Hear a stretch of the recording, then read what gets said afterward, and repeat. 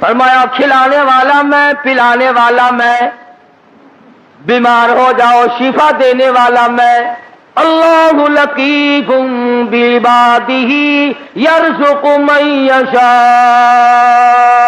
اور میرے بندو، روزی کا معاملہ، کاروبار کا معاملہ، دھندے کا معاملہ، یہ تمام کا تمام میرے قبضے قدرت میں ہے، میں نے کسی کو ساجی نہیں بنا رکھا۔ واللہ یقبض ویبسط والیہ ترجعون۔ جس کو چاہوں لاکھا پتی بنا دوں، جس کو چاہوں کروڑا پتی بنا دوں، جس کو چاہوں دو جہان کا مالک بنا دوں، جس کو چاہوں دین اور دنیا دونوں عطا کر دوں، جس کو چاہوں دنیا کے اندر ایک ٹکڑوں کا محتاج بنا دوں، اپنے زمانے کا بادشاہ ہو، لیکن تخت شہنشاہیت چھین کر اتنا مجبور کر دوں کہ دنیا کے سامنے ذلت کے ٹکڑے مانگ کے مر جائے۔ کام اللہ میاں کا ہے، لم یحتسب، وہاں سے کھلاؤں گا جہاں کا تجھے کبھی گمان بھی نہ آیا ہوگا، تیرا خیال بھی نہ ہوگا۔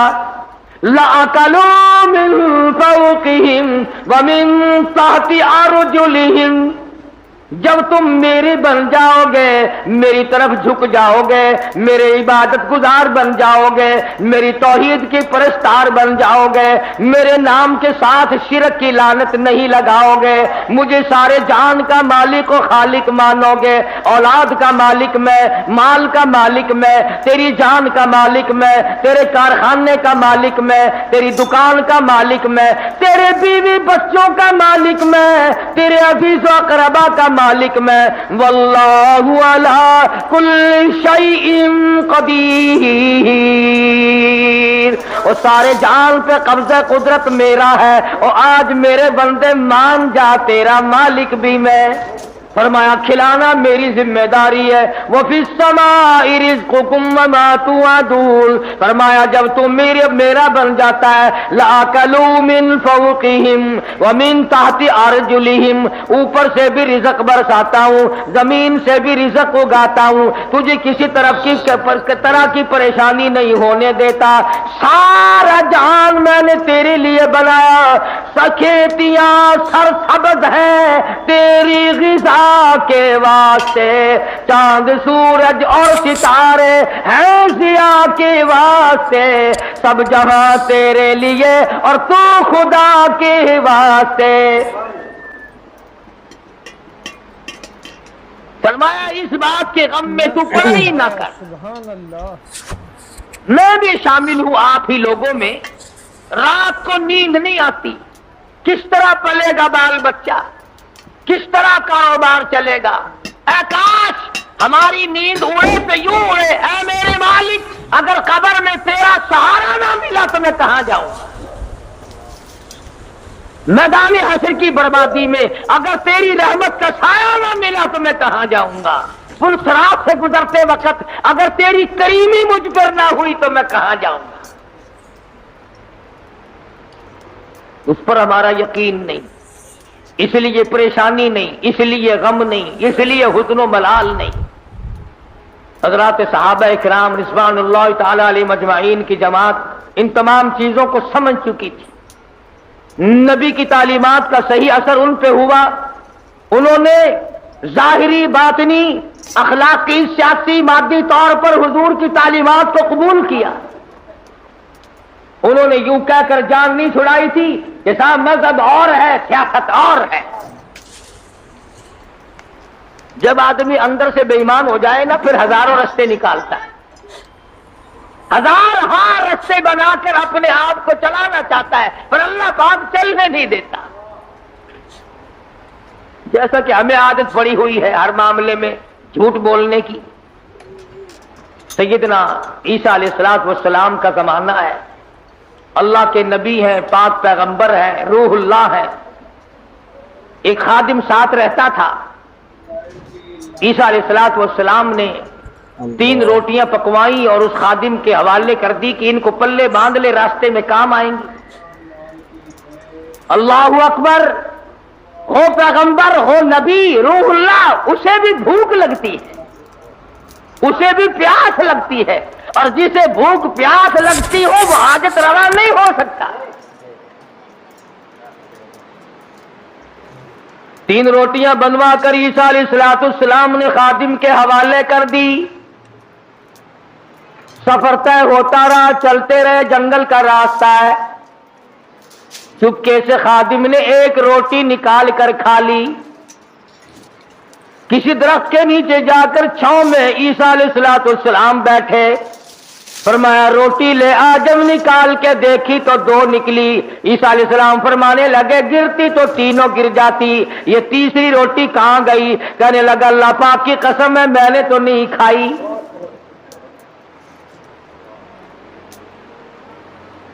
جیسے ہمارے یہاں قسم کی کوئی قیمت نہیں, یوں ہی بلا وجہ قسم کھاتے رہتے ہیں. سانس میں قسم. اور علماء نے لکھا ہے کہ زیادہ قسمیں کھانا بھی جھوٹا ہونے کی علامت ہے. جو ہر عام قسمیں کھاتا ہے اس کو خدا کی قسم سے کیا آر ہے, کیا غیرت ہے اس کی. تو عیسیٰ علیہ السلام سمجھ گئے کہ اس نے جھوٹ بولا ہے, اور جھوٹ بولنے والا اگر میری ساتھ رہا تو کہیں خدا کا مجھ پر عتاب نہ آ جائے. نبی ڈرتا ہے اس بات سے کہ میرے ساتھ جھوٹ بولنے والا نہ رہے, کہیں اس کی وجہ سے اللہ کی ناراضگی نہ آ جائے. کبھی ہم نے بھی سوچا کہ یہ سوسائٹی, یہ مجلس, یہ معاشرہ, یہ ماحول جو ہر وقت جھوٹ کی طرف گامزن ہے, ہم اس سے بچنے کی کوشش کریں؟ کبھی نہیں. کہتے کیا کریں جی, آخر زمانے کی رفتار ہے, زمانے کے حالات کے ساتھ ساتھ چلنا پڑے گا.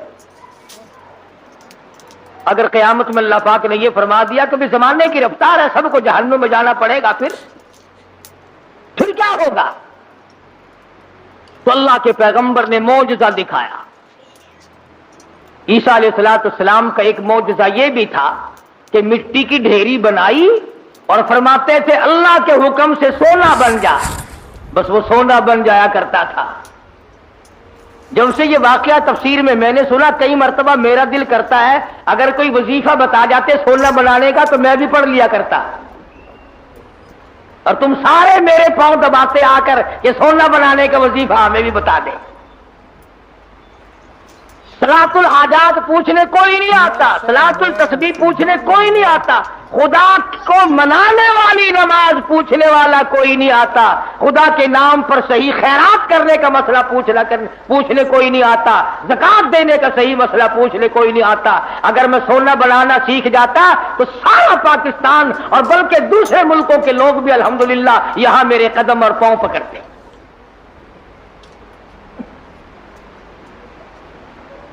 اور اللہ کے قرآن کے مقابلے میں کروڑوں ٹن سونے پہ لعنت ہے ایک آیت کے مقابلے. کیوں؟ سونے کے مالک تو میں نے کئی بدلتے دیکھے, قرآن والا کبھی نہ بدلا.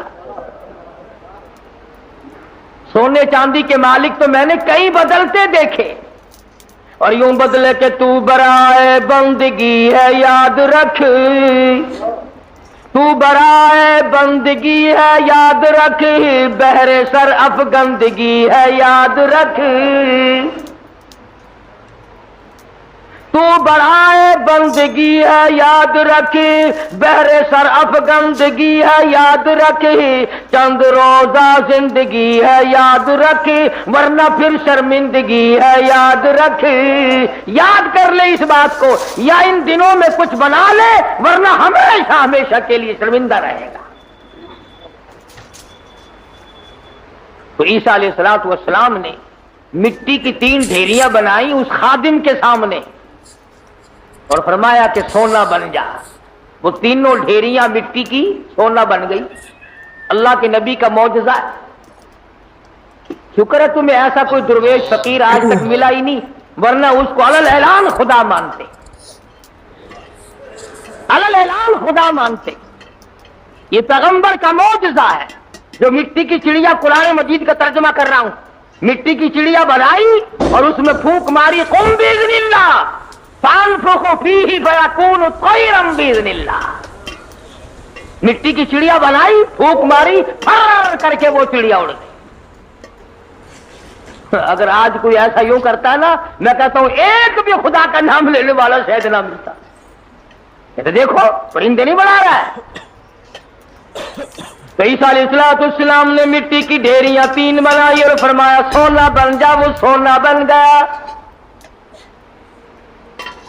تو ایک ڈھیری تو عیسیٰ علیہ السلام نے اپنی طرف کو یوں کھسکا لی، سرکا لی کہ یہ تو میری، اور ایک اس کی طرف کو کر دی کہ یہ تیری، اور تیسری کی طرف انگلی کا اشارہ کر کے فرمایا کہ یہ اس کی ہے جس نے تیسری روٹی کھائی۔ یہ سونے کی ڈھیری اس کی ہے جس نے تیسری روٹی کھائی۔ تو کہنے لگا اللہ کی قسم، قرآن کی قسم، میں کھائی ہے۔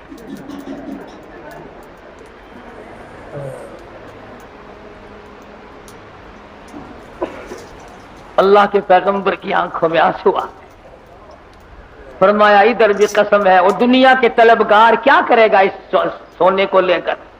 اسی کو کہتا کہ سونے چاندی کی چمک بس دیکھنے کی بات ہے، سونے چاندی کی چمک بس دیکھنے کی بات ہے، 4 دن کی چاندنی اور پھر اندھیری رات ہے۔ اس نے کہا چلو پیغمبر کی خدمت سے تو گیا، پیغمبر کی خدمت سے تو گیا، ساتھ رہنے سے تو گیا، پر مٹی کی گٹھڑی تو بن جائے، سونے کی گٹھڑی تو بن جائے۔ تو سیدنا اللہ کے نبی دولت کو ہاتھ نہیں لگایا کرتے۔ اللہ اکبر۔ امام الانبیاء محبوب کبریا حضرت محمد مصطفیٰ صلی اللہ تعالی علیہ وسلم کو ازواج مطہرات میں سے کسی نے دیکھا، گھر والیوں میں سے کسی نے دیکھا، ساری رات کروٹیں بدل بدل کے گزار دی، ساری رات پریشانی میں گزار دی۔ ازواج مطہرات میں سے ام المؤمنات میں سے ہماری ماؤں میں سے کسی نے پوچھا یا رسول اللہ آج نیند کیوں نہیں آئی؟ آج کی رات ساری گزر گئی، نیند کیوں نہیں آئی؟ فرمایا راستے میں ایک کھجور پڑی تھی، میں نے اس نیت سے اٹھا کر کھا لی کہ یہ ضائع ہو جائے گی، کسی کے پیر کے نیچے آ کر کھانے کی چیز ہے، اب مجھے شبہ یوں پڑتا ہے وہ کبھی کسی اور کا حق نہ ہو۔ شہنشاہ کائنات ہے صلی اللہ علیہ وسلم، امام الانبیاء، ایک کھجور کے لیے ساری رات بے چین ہیں، ہم مربے دبا جاتے ہیں، 1 منٹ کے لیے کبھی پریشان نہ ہوتے، ہم ہزاروں کھا جاتے ہیں، لاکھوں مار جاتے ہیں۔ اللہ اکبر۔ تو بھی تو اسی نبی کا امتی ہے۔ مدنی کریم صلی اللہ تعالی علیہ وسلم نے فرمایا ایک دانہ جب آدمی کے حلق کے نیچے حرام کا جاتا ہے، اللہ میاں کی طرف سے اس کی طرف عذاب آنا فوراً شروع ہو جاتا ہے۔ تو عیسیٰ علیہ السلام نے جب اس نے خادم نے کہا نا، عیسیٰ علیہ السلام نے فرمایا کہ یہ تیسری سونے کی ڈھیری اس کی ہے جس نے تیسری روٹی کھائی، کہنے لگا اللہ کی قسم میں نے کھائی ہے۔ تو عیسیٰ علیہ السلام نے وہ سونے کی ڈھیریاں دوسری بھی، تیسری بھی، پہلی بھی، تینوں اس کی طرف سرکا دی، کھسکا دی، فرمایا تجھے مبارک ہو سونا، تو ہی لے جا، میں کیا کروں گا۔ تو وہ دل میں بڑا خوش ہوا، کبھی گٹھڑی مل گئی سونے کی، مزے ہو گئے، چلو نبی کی خدمت تو محروم ہو گیا مگر سونے کی تو پن مل گئی نا۔ اس نے گٹھڑی بنائی سونے کی اور لے کے چلا، سامنے سے 3 ڈاکو آتے ہوئے مل گئے، انہوں نے کہا کیا ہے؟ انہوں نے کہا اگر میں نہیں بتاؤں گا تو یہ پکڑ کے دیکھ لیں گے، یہ 3 ہے میں 1 ہوں۔ کہنے لگا سونا ہے؟ وہ لگے سر آنکھیں بدل لے، کہنے لگا بھی مارنے کی کوئی ضرورت نہیں، بہت بڑا سونا ہے، تینوں 3 سے 8 ہو جائیں گے، 2 آئے تھے، 3 حصے کر لیں گے تینوں، کوئی مارنے کی قتل کرنے کی ضرورت نہیں۔ آج کل کا زمانہ تو تھا ہی نہیں جو مرنے کے بعد تلاشی لیں گے۔ پچھلے سال ساہیوال میں ایک آدمی کو قتل کیا، جب تلاشی لی تو 10 پیسہ نکلا۔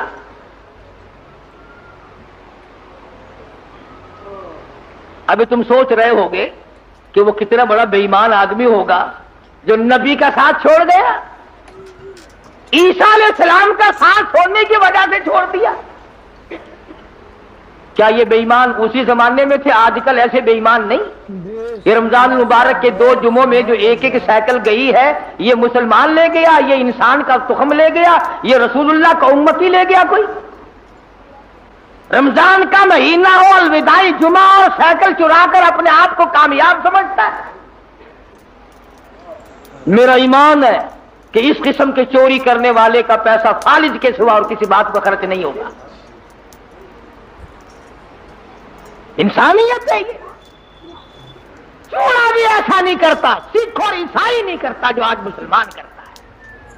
اور پھر مسلمان کے مسلمان ہو، کس نے تمہیں یہ پٹی پڑھائی ہے کہ تم سور کھا جاؤ پھر بھی مسلمان ہو، کتا کھا جاؤ پھر بھی مسلمان ہو، حرام کھا جاؤ پھر بھی مسلمان ہو، رمضان میں چوری کرو، زنا کرو، شراب پیو، بدکاری کرو پھر بھی مسلمان ہو؟ یہ کون سے ملا نے تجھے راہ لگایا ہے؟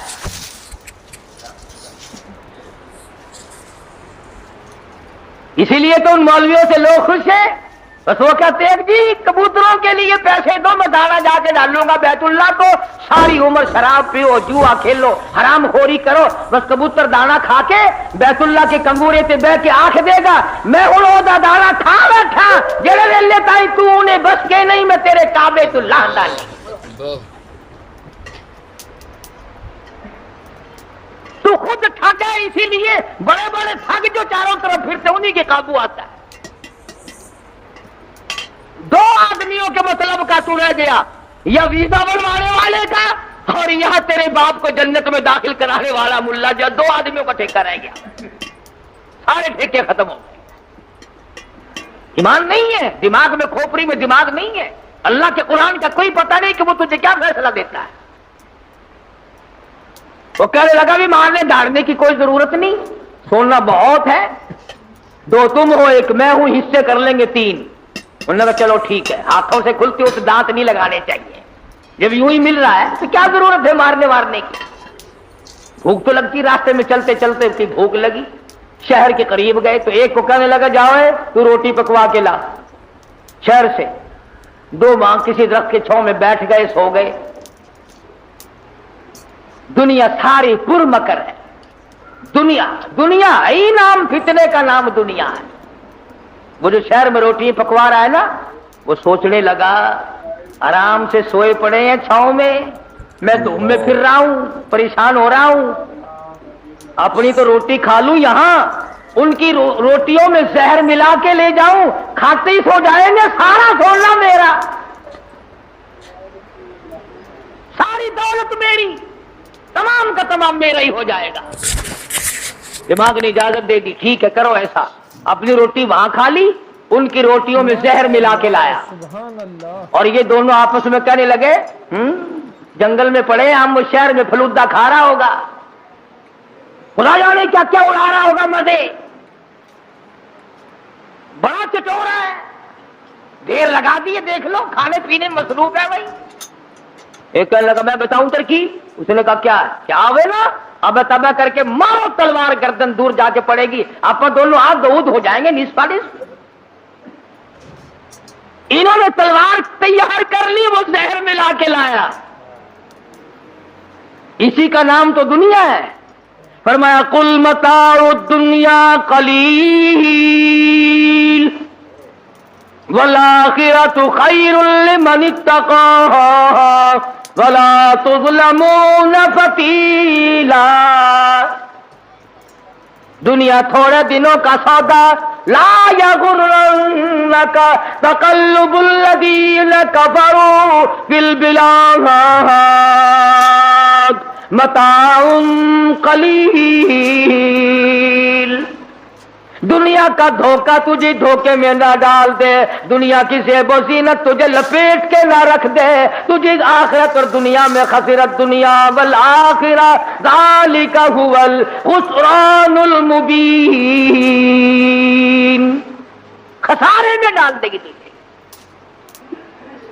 اب وہ تو جناب روٹیوں میں زہر ملا کے لایا، اور جب آیا نا سارا دن خرچ کر دیا، شہر میں تفریح ہوتی رہی جناب کی، ہیں ہم یہاں پڑے ہیں، تیرے باپ کے نوکر ہیں، چوکیدارا کرتے رہے، موری تلوار گردن وہ جا کے پڑی۔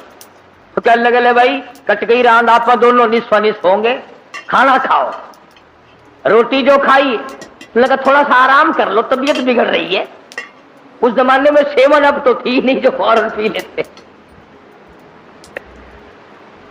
ان لگا تھوڑی سی طبیعت بگڑ گئی، کیا بات ہے، تھوڑے سے سو جاؤ۔ اس کھا کے جو سوئے پھر کون اٹھتا، پھر اٹھنے والا کون تھا؟ چند دنوں کے بعد عیسیٰ علیہ السلام کا وہاں سے گزر ہوا، 3 لاشیں پڑی دیکھی، سونے کی گٹھڑی رکھی دیکھی، پہچان لی۔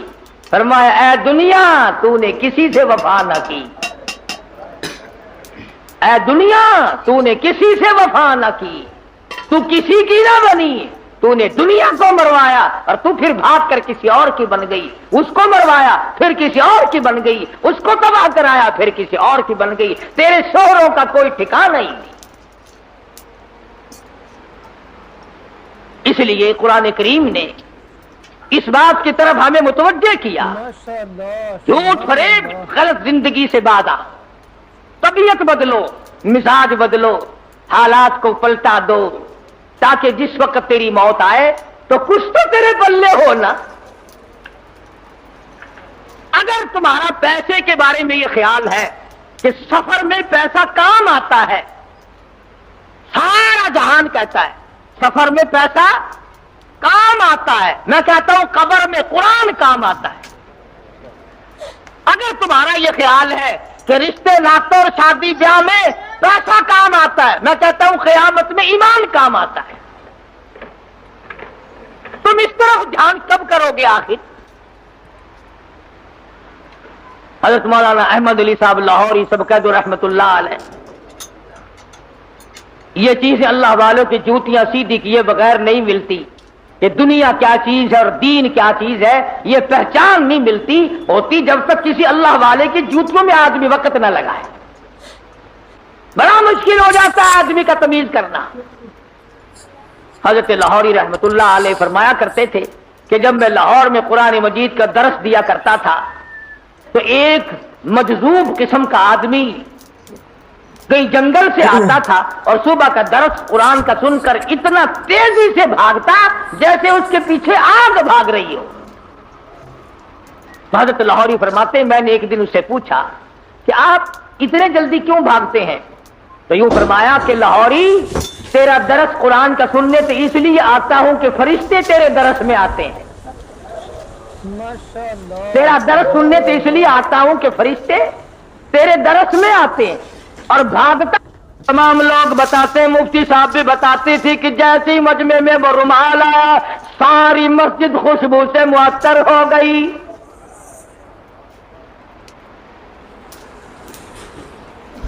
تو مفتی صاحب فرماتے تھے کہ ہماری سمجھ میں نہیں آتا تھا کہ یہ خس عطر کی خوشبو ہے، ہینا کی ہے، گلاب کی ہے، چمیلی کی ہے، دربار کی ہے، زعفران کا عطر ہے، کستوری ہے، عنبر ہے، کیا چیز ہے، خوشبو نرالی ہے۔ اور جو طالب علم پڑھ رہے تھے اس زمانے میں آخری دن تھا، ختم قرآن مجید تھا، ان طالب علموں نے مجھے بتایا کہ اتنی تیز خوشبو دماغ پرور، روح پرور کبھی نہیں سونگی۔ تو مفتی صاحب فرماتے تھے کہ میں نے مولانا عبید اللہ انور سے پوچھا کہ حضرت رومال تو ہم نے اس قسم کے بہت دیکھے، رومال تو اس قسم کے ہم نے بہت دیکھے، مگر یہ خوشبو آپ نے کہاں سے لگائی ہے اس میں؟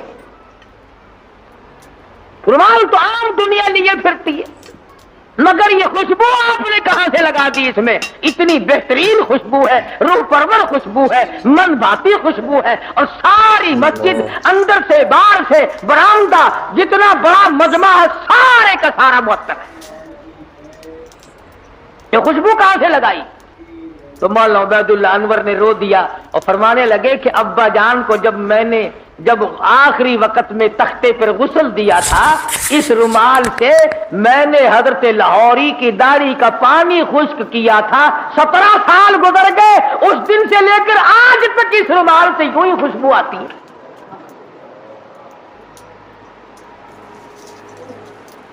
17 سال کے بعد بھی کپڑے سے یوں ہی خوشبو آتی ہے۔ کئی لوگ ہمیں کیا دیتے ہیں کہ یہ قاری حنیف تو ولیوں کو نہیں مانتا، لو دیکھو میں تو ولیوں کی داڑھی کے اندر سے اتنی خوشبو مانتا ہوں کہ جو دنیا میں نہیں ملتی۔ پر ولی ہونا ننگا تو نہ ہونا، ولی ہو، اللہ والا ہو، سرکار مدینہ کا غلام ہو، قرآن کا خدمت گزار ہو، ساری عمر قرآن کے آگے قرآن ہاتھ میں لے کر اور قرآن کریم پہ عمل کرتے ہوئے گزارتے۔ لاہوری اتنا بڑا ولی تھا، ملک امیر محمد خان گورنر پنجاب حضرت لاہوری کی خدمت میں آیا، سمجھدار آدمی تھا، یہ پچھلے لوگ پھر بھی اللہ والوں کی قدر کیا کرتے تھے، اب جیسا گپلا تو کبھی بھی نہیں بچا۔ حضرت لاہوری سے عرض کیا نواب گورنر پنجاب نے کہ میری بچی کا نکاح آپ نے پڑھانا ہے، میری بچی کا نکاح آپ نے پڑھانا ہے۔ تو فرمایا کچھ شرطیں ہیں میری، میرے جیسا ہوتا تو اسی وقت اچھا جی سبحان اللہ سبحان اللہ، گورنر صاحب کی بچی کا نکاح میں پڑھاؤں، سارے پاکستان میں چرچا ہوگا، اخبار میں فوٹو آئے گا، ہزاروں نکاح لوگ مجھ سے اور پڑھوائیں گے، آمدنی کا ذریعہ بڑھے گا، سبحان اللہ۔ لگ جاتا پیچھے میرے جیسا ملا ہوتا کوئی۔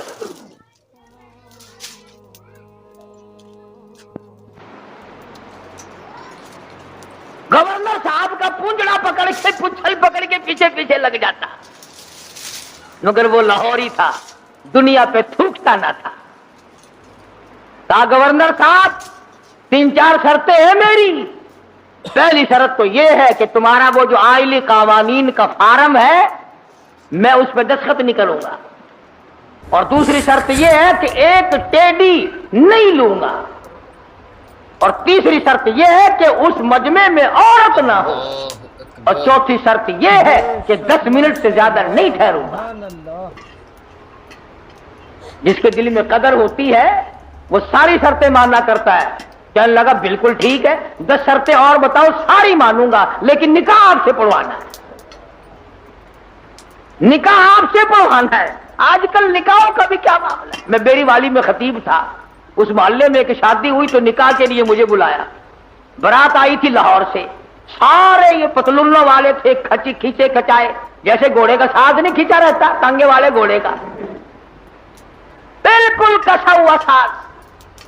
اب کھڑے سارے، مجھے بیچ میں کھڑا کر لیے، انہوں نے کہا ہاں جی پڑھو نکاح۔ میں نے کھڑے کھڑے کہ ہاں اور کیا؟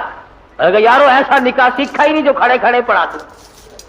میں نے کہا یاد رکھو اگر میں نے کھڑے کھڑے نکاح پڑھا دیا نا، یہ دلہا اور دلہن ساری عمر بھاگتے ہی پھریں گے، ٹھہرنے کے نہیں۔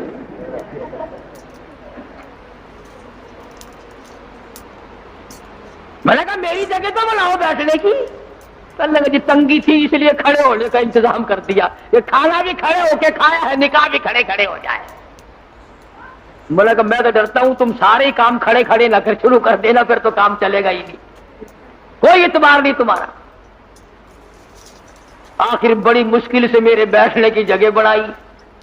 کہنے لگا جی دلہا تو کھڑا رہا ہے۔ میں نے کہا نکاح تو اسی کا ہے نا، یہ نکاح ہی میں کھڑا ہوا پڑھا دوں گا، کھڑا ہوا نکاح پڑھا دوں گا پھر۔ اور بڑی مشکل سے یوں پیر پھیلا کر، جیسے کتا نہیں بیٹھتا اس نے یوں پیر پھیلائے، پیچھے سے پڑاخ کر کے پتلون پھٹ گئی۔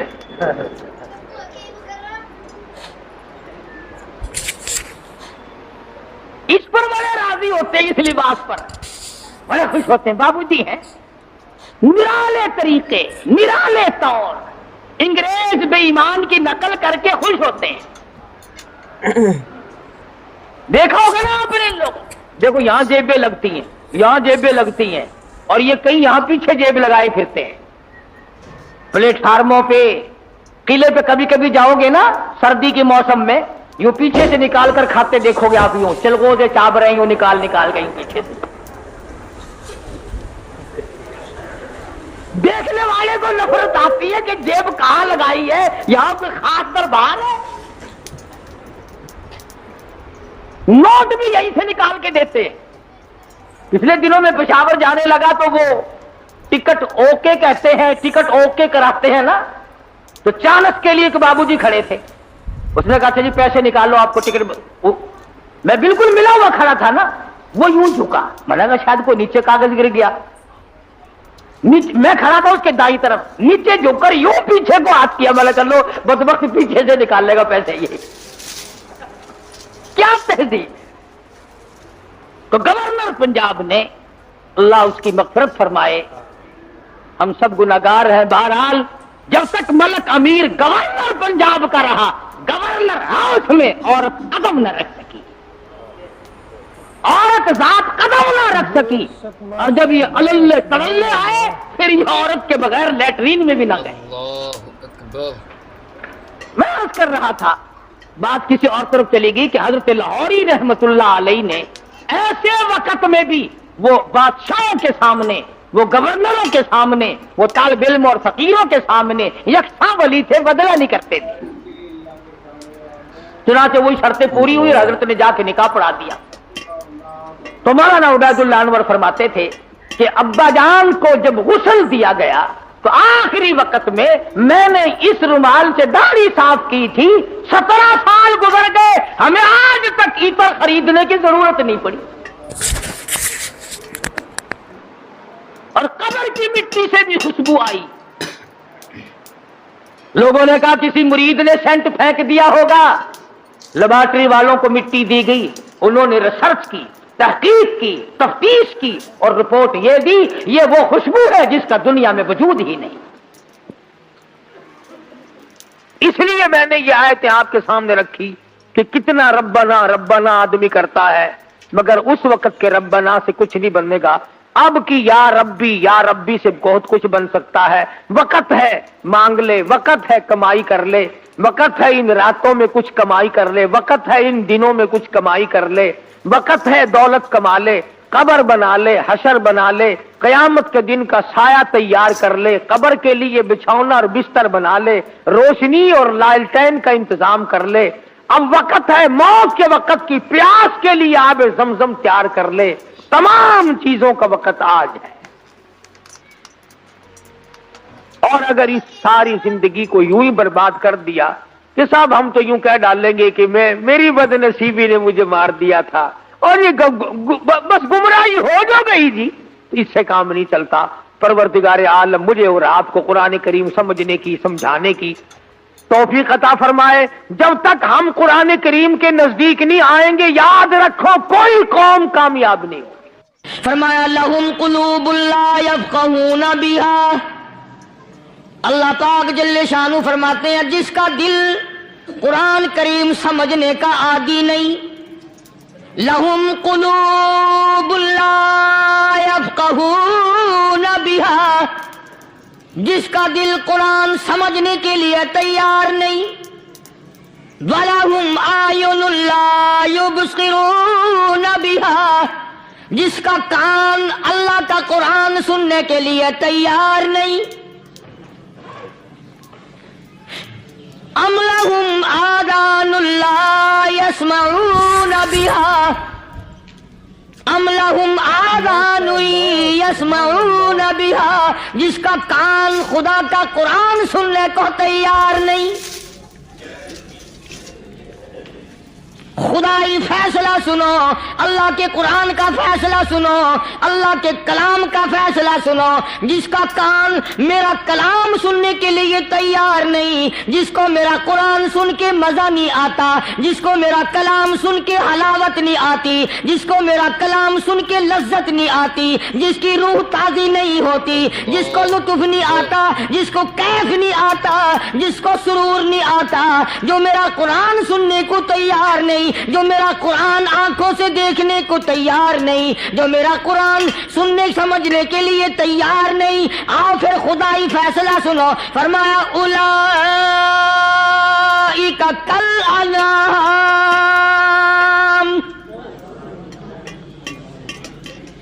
میرا فیصلہ نہیں، کسی پارٹی کا فیصلہ نہیں، کسی فرقے کا نہیں، کسی طبقے کا نہیں، کسی جماعت کا نہیں۔ فرمایا اولئک الانعام، پیدا کرنے والا مالک و خالق کہتا ہے مجھے اپنی کبریائی کی قسم یہ سارے جانور ہیں،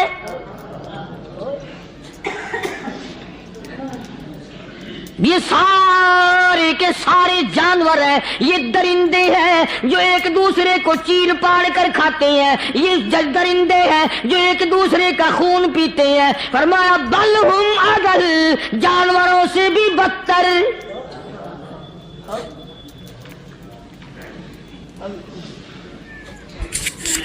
جس کے دل میں قرآن سن کر ترس نہیں، جس دل میں رحم نہیں، اپنے سے کمزور دیکھ کر جس کے دل میں شفقت نہیں، مہربانی کا مادہ نہیں.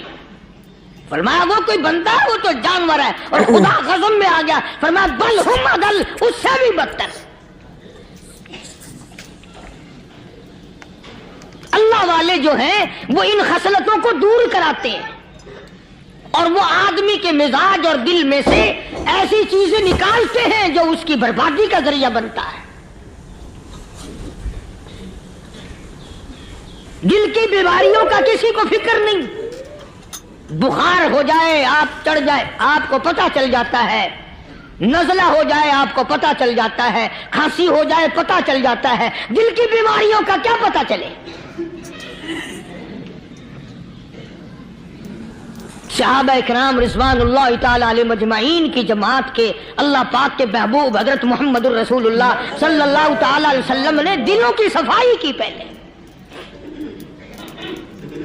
پہلے لوگ جھونپڑیوں میں، کچے کوٹھوں میں رہتے تھے، نہ اتنی صفائی تھی، نہ اتنی ترقی تھی.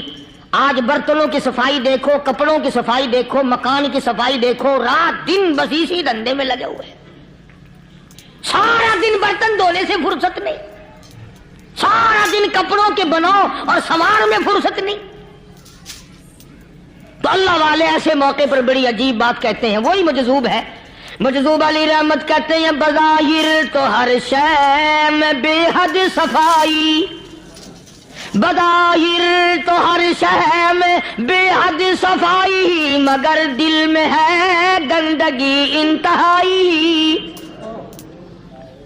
بظاہر تو ہر شے میں چہرے کی صفائی، بدن کی صفائی، نہ جانے کتنی قسم کا صابن ہے، نہ جانے کتنی قسم کے پاؤڈر ہیں، نہ جانے کتنی قسم کے شیمپو ہیں، نہ جانے کتنی قسم کے کپڑے ہیں، کیا چال ڈھال ہے، کیا نئے نئے ڈیزائن ہے. مجذوب کہتا سب کچھ دیکھ لیا، بظاہر تو ہر شے میں بے حد صفائی، مگر دل میں ہے گندگی انتہائی.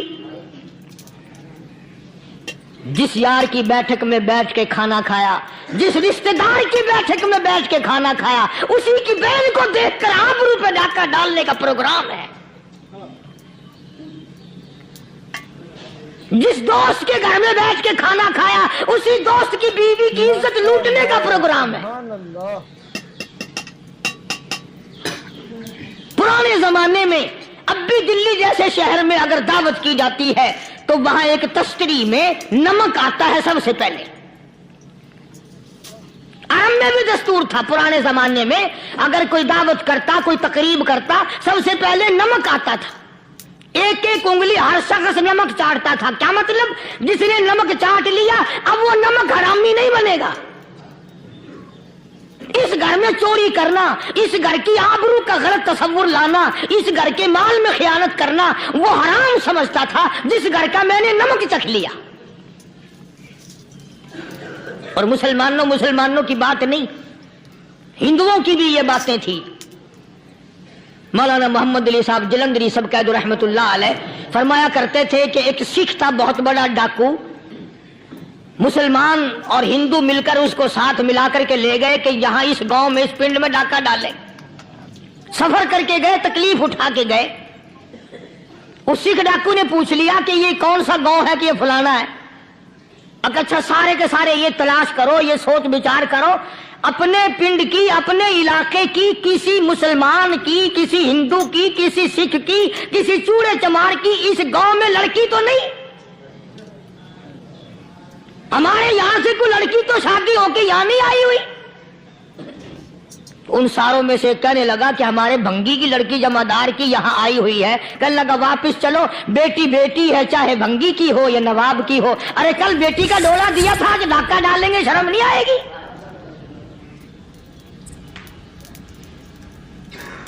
آج وہ تصور کہاں چلے گئے؟ اور ہم سب روتے پھرتے ہیں سکون نہیں، سکون نہیں، اطمینان نہیں. ارے اطمینان آئے گا کیسے؟ ہمارے دل بے ایمان ہے، نیتیں خراب ہے، آئے گا کہاں سے؟ صحابہ کرام رضوان اللہ تعالی علیہ مجمعین کی جماعت نے اس قدر اس بات پہ محنت کی اور کوشش کی کہ غلط لقمہ بھی پیٹ کے اندر نہ چلا جائے.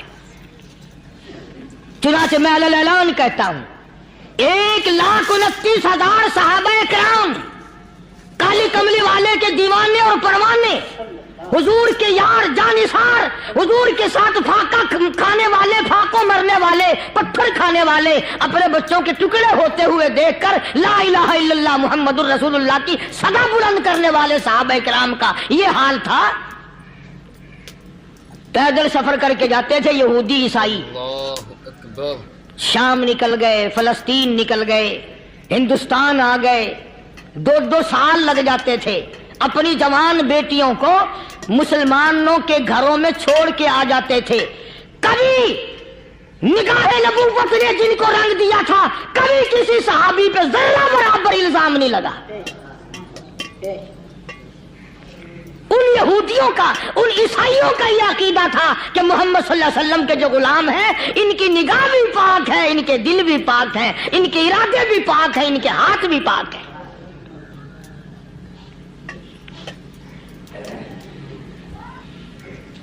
مصر کے گورنر نے، مصر کے جنرل کرنل نے خط لکھا سیدنا فاروق اعظم رضی اللہ تعالی عنہ کی خدمت میں. دور خلافت ہے حضرت فاروق اعظم کا.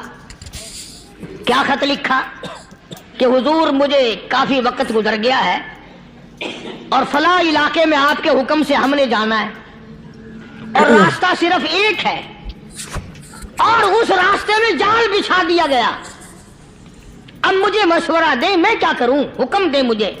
جال کیا؟ ماشاءاللہ الحمدللہ بڑا ہی خوبصورت بیان فرما رہے تھے قاضی حنیف. دوستو بیان پسند آیا ہو تو بیان کو لائک کر لینا، اور ہمارے چینل پر پہلی بار آئے ہو تو ہمارے چینل کو سبسکرائب کر لینا. تو یہ دوستو ملتے ہیں اگلے بیان میں، تب تک کے لیے خدا حافظ. السلام علیکم ورحمۃ اللہ وبرکاتہ.